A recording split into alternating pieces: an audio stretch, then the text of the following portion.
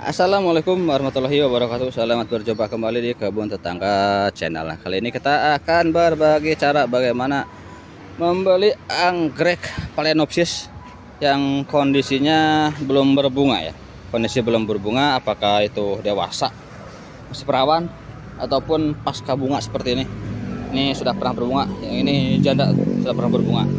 Nah, bagaimana caranya agar bisa tumbuh subur di tempat Anda, bisa tumbuh subur berbunga kembali? Ada beberapa trik yang bisa kita pakai untuk membeli anggrek ini jika teman-teman membeli anggrek seperti ini. Yang pertama kita ke anggrek yang perawan dulu. Nah, ini perawan. Yang ini masih dewasa kondisinya ya. Kondisi belum pernah berbunga. Jika teman-teman mau membeli yang ini, kita dahulukan kondisi daun dan juga perakaran tentunya. Bisa kita pilih, kita lihat daunnya yang bagus, yang mulus, dan juga akarnya tidak ada masalah, akarnya hijau, sudah merambat kemana-mana. Nah, yang seperti ini bisa kita pilih. Dan ada satu trik lagi, dari ini beberapa ID ya, jadi daunnya beda-beda. Nah, bisa kita lihat daun besar pun tidak masalah, ataupun daun kecil pun tidak masalah, karena memang ID-nya berbeda. Tapi dalam satu ID, jika teman-teman tahu ID-nya, kita bisa pilih yang paling prima, yang paling jos. Nah, salah satu triknya yang jarang diketahui oleh banyak orang adalah yang seperti ini. Nah, ini nih paling cakep. Ini biarpun kecil, ini paling cakep ya. Kita bisa pilih yang daun masa seedlingnya, daun yang kecilnya seperti ini. Ini masih ada. Nah, ini menandakan anggrek ini paling bagus, dia paling bertahan daripada yang lainnya, karena biasanya sebagian besar daun seperti ini sudah pada hilang. Tapi untuk anggrek yang ketahanan tubuhnya bagus, biasanya daun ini masih ada. Nah, kita bisa pilih anggrek yang seperti ini. Ini nantinya akan bagus pertumbuhannya jika dirawat dengan maksimal tentunya. Daun yang seperti ini juga daun yang mana, yang hijau, yang tidak ada masalah. Nah, untuk seperti itu ya kalau untuk anggrek yang dewasa yang belum berbunga. Jika anggrek yang seperti ini sudah pasti jangan dipilih, karena daunnya sudah kuning, sudah mulai menguning. Ini ada masalah, apakah jamur ataupun yang lainnya, jangan dipilih seperti ini. Oke, untuk tips offline ya. Kalau untuk online karena cukup sulit, biasanya ada kendala di pengiriman, jadi daun tidak semulus offline seperti ini. Untuk jika teman-teman membeli offline, nah carilah daun yang seperti ini. Ini masih ada daun barunya, daun anakannya. Yang seperti ini biasanya pertumbuhannya bagus ke depannya, akan bisa menghasilkan bunga yang prima tentunya. Kita lanjutkan lagi ke anggrek yang masih yang pasca bunga. Ada juga yang remaja. Kalau yang remaja kurang lebih sama seperti yang ini dewasa ya. Jadi untuk yang dewasa seperti ini, nah teman-teman jangan terlalu mengharapkan spike, karena spike di sini atau di dataran rendah kurang begitu bagus. Ini sudah spike, cuman memang kualitasnya berbeda dengan anggrek atau spike yang tumbuh di dataran tinggi. Untuk yang seperti ini biasanya dibesarkan dulu seperti ini. Kalau sudah siap, nanti dibawa ke dataran tinggi untuk dibungakan. Jika ada bunga di sini di dataran rendah, biasanya dibuang karena pertumbuhannya tidak maksimal, nantinya akan pendek dan itu di bawah standar. Kalau untuk skala perkebunan, kalau untuk skala rumahan tidak masalah. Spike muncul pun tidak masalah, cuman hasilnya kurang bagus, nantinya kurang panjang dan kurang banyak. Jadi biasanya untuk spike pertama itu sudah dibuang ya. Jadi untuk bunga anggrek itu gampang sebenarnya. Jangankan yang sebesar ini, yang kecil pun di sebelah sana ada yang sudah spike. Sebentar aku review. Yang ini kondisinya seperti ini masih remaja ya. Nah, ini remajaan, sudah mulai spike seperti ini. Dan ini kurang bagus, ini harus dibuang. Kontak spike seperti ini karena di bawah standar. Ini nekat berbunga, harusnya belum berbunga, ini sudah berbunga. Jika dibiarkan, nantinya pertumbuhannya kurang bagus, pertumbuhan batangnya. Dan kalaupun dibiarkan, tentu saja bunganya kurang maksimal, paling cuma beberapa kuntum saja. Ini yang remaja udah spike seperti ini. Jadi untuk membungakan anggrek Phalaenopsis tidak harus di dataran tinggi, di dataran rendah pun sudah pada spike seperti ini. Masih remaja pun sudah spike, cuman kurang bagus, harus dibuang. Nah, seperti ini. Jadi spike pertama jika usia belum maksimal, dipotek aja, dibuang aja, ditumbuhkan dulu, suburkan dulu lainnya sampai gede. Nanti kalau sudah siap baru dibungakan. Itu sudah pada spike. Ini kurang maksimal ya, harus dibuang. Kalau untuk skala rumahan mungkin tidak masalah, dibiarkan dulu sampai berbunga, sampai mekar 1 kuntum atau 2 kuntum kemudian buang. Tapi jangan sampai dibiarkan sampai habis bunganya, soalnya nantinya akan menghabiskan energi ke pembungaan, pertumbuhan daunnya, batangnya kurang bagus. Sebaiknya dipotong aja untuk spike yang nekat berbunga seperti ini. Ini video tutorial ya, jadi tidak dijual sementara, tidak untuk jualan. Untuk jualan nanti di video yang lainnya. Ini khusus tutorial, ini yang remajaan. Nah, untuk skala perkebunan atau jika teman-teman menanam di dalam greenhouse seperti ini, memakai media tanam Spagromus ini lebih mudah, lebih cocok, lebih aman, lebih efektif. Untuk penyiraman tinggal disiram di sini sampai penuh airnya, kemudian siram lagi kesini pakai selang 1 persatu sampai penuh airnya, dan dilakukan biasanya 4 hari atau 6 hari sekali kalau untuk media tanam seperti ini. Dan ini ditanam di dalam greenhouse di bawah naungan, ada blower juga pas untuk menjaga sirkulasi udara tetap bagus. Jadi kalau teman-teman mau menanam anggrek jumlah besar, anggrek Phalaenopsis, idealnya seperti ini ya, di rak pakai tray, dudukan, sopot, Spagromus media tanamnya, dan juga naungan tentunya. Jadi terlindung dari sinar matahari yang berlebihan dan juga hujan. Dan juga jangan lupa kipas atau blower untuk menjaga sirkulasi udara tetap bagus. Jika tidak ada blower, tingkat kematian cukup tinggi karena anggreknya tidak tahan atau dia membutuhkan cukup angin, sirkulasi udara harus bagus untuk anggrek Phalaenopsis. Untuk membesarkan seperti ini ditanam di dataran rendah, dia membutuhkan suhu hangat berkisar 18 sampai 25 derajat Celcius agar cepat besar. Jika di dataran tinggi akan lambat banget bunganya atau besarnya. Nah, ketika sudah besar dibawa ke dataran tinggi untuk dibungakan. Yang sudah besar yang tadi, kita balik lagi ke anggrek dewasa yang sudah siap dibungakan. Nah, yang ini sudah besar, sudah siap untuk dibungakan, tinggal nunggu kosong tempat kebun pembungaannya. Kebun pembungaannya jika sudah siap tampung, ini dibawa ke dataran tinggi untuk dibungakan dan diganti pupuk tentunya ya.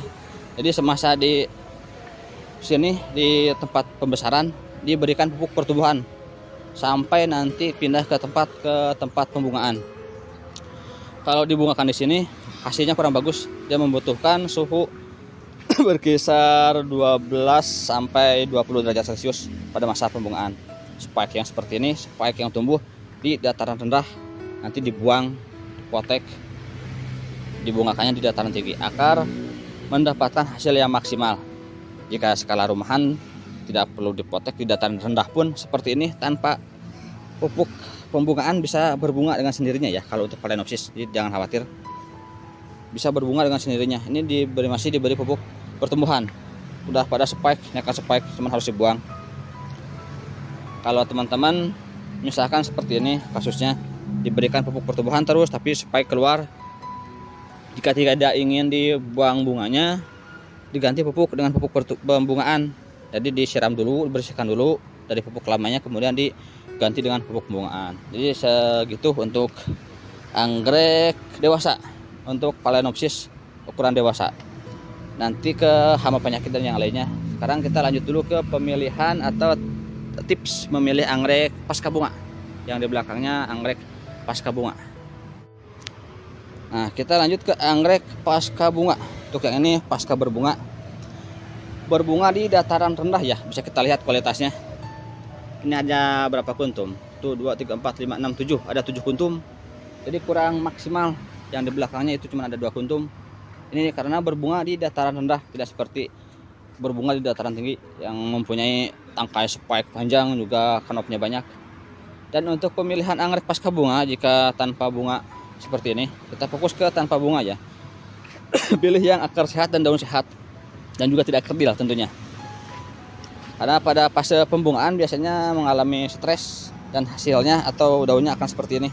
Nah, ini karena stres pembungaan, daun awalnya gede banget, daun berikutnya kecil. Nah, seperti ini sebaiknya hindari dulu dah. Nah, kita pilih yang daunnya normal seperti ini udah daun normal. Ini bisa kita pilih yang seperti ini untuk daun. Untuk kategori akar tentu saja harus akarnya bagus. Nah misal seperti ini udah bagus nih, akarnya sudah tumbuh, daun juga sudah kembali normal.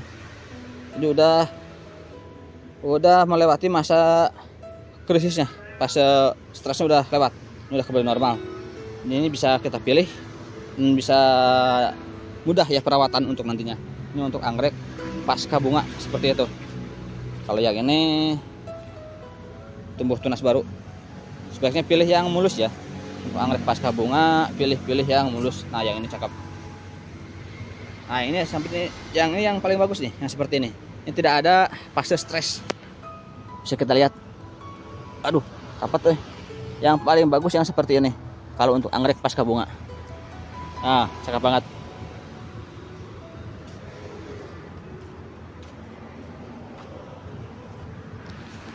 Yang ini kondisi pasca bunga. Akarnya udah bagus menerobos, dan daun pun tidak ada masalah. Daun tidak ada stres, daun tetap besar ya. Ini dua daun baru, ini daun pertama dan yang kedua. Nah, ini bagus nih, yang seperti ini bisa kita pilih. Ini untuk offline ya, saya tutorial atau tips untuk offline seperti ini cara pemilihannya. Kalau yang daunnya kecil, nah seperti ini masih fase stres, pucuknya kecil ya, tidak sebanding dengan daun yang lamanya lebih besar. Ini akan membutuhkan waktu yang agak lama untuk kembali normalnya. Kalau yang seperti ini tinggal dilanjutkan saja. Ini udah bagus banget. Kita lanjutkan lagi ke hama penyakit yang menyerang Phalaenopsis. Kita lanjutkan lagi ke hama penyakit. Hama penyakit yang paling sering menyerang anggrek adalah yang seperti ini biasanya. Nah ini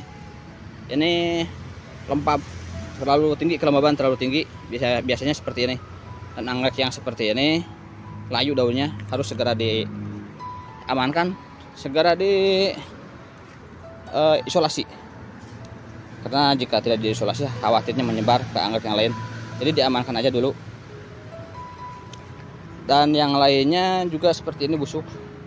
Seperti ini tuh busuk. Ini terlalu becek. Jadi jangankan untuk yang nanam satu atau dua pohon, yang skala perkebunan pun sama seperti ini. Dia tidak mulus semua. Tidak semuanya mulus. Ada aja yang seperti ini, yang busuk-busuk. Dan yang seperti ini kita amankan dulu. Untuk penanggulangannya tentu saja diberikan fungisida. Jika kita rutin semprot dengan fungisida dan juga insektisida. Untuk fungisida bisa seminggu sekali ataupun 2 minggu sekali. Berangan juga dengan insektisida, disemprot ke semua bagian tanaman. Untuk penyemprotan biasanya pagi atau sore hari. Nah sedangkan di perumahan mungkin beda. Kalau untuk di perkebunan kan ada ini ya, secara intensif di dalam greenhouse. Kalau di skala rumahan sebaiknya dilakukan pada sore hari. Dilakukan pada sore hari agar tidak panas tentunya. Nah ini yang telat isolasi seperti ini. Jadinya habis semua ya. Dari awalnya yang tadi busuk sedikit, jadi habis semua. Ini karena efek libur lebaran, yang kerjanya pada libur, jadi telat menanggulanginya. Nah yang seperti ini, awalnya seperti ini busuk, tidak segera ditangani, akhirnya jadi busuk semua sampai ke bagian batangnya. Dan ini harus segera diisolasi, dibuang aja. Media tanamnya juga dibuang jika sudah parah seperti ini.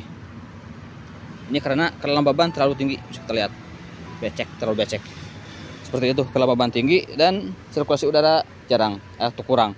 Jadi intinya kalau untuk Phalaenopsis ditanam di luar ruangan pun tanpa greenhouse, tanpa yang lainnya, tanpa insektisida atau fungisida, bisa bertahan hidup subur, bebas dari penyakit. Yang penting sirkulasi udara bagus atau anginnya bagus, dan juga tidak terlalu basah dan tidak terlalu kering. Kalau terlalu kering akan lambat pertumbuhannya, tapi jika terlalu basah akan mudah untuk membusuk. Jadi intinya seperti itu aja, gak perlu yang aneh-aneh. Kalau misalkan belum terbiasa dengan pupuk-pupuk atau pestisida kimia, jaga aja kelembabannya, diatur kelembabannya, jangan terlalu becek, jangan juga terlalu kering. Dan juga usahakan ada angin, sirkulasi udara bagus. Kalau tidak ada angin ya mau gak mau harus pakai blower seperti ini. Jika tempatnya ditanam di tempat yang padat penduduk atau padat perumahan. Sementara sekian aja dulu dari saya, mudah-mudahan bermanfaat. Jangan lupa di like dulu videonya, ditekan dulu tombol like-nya. Oke.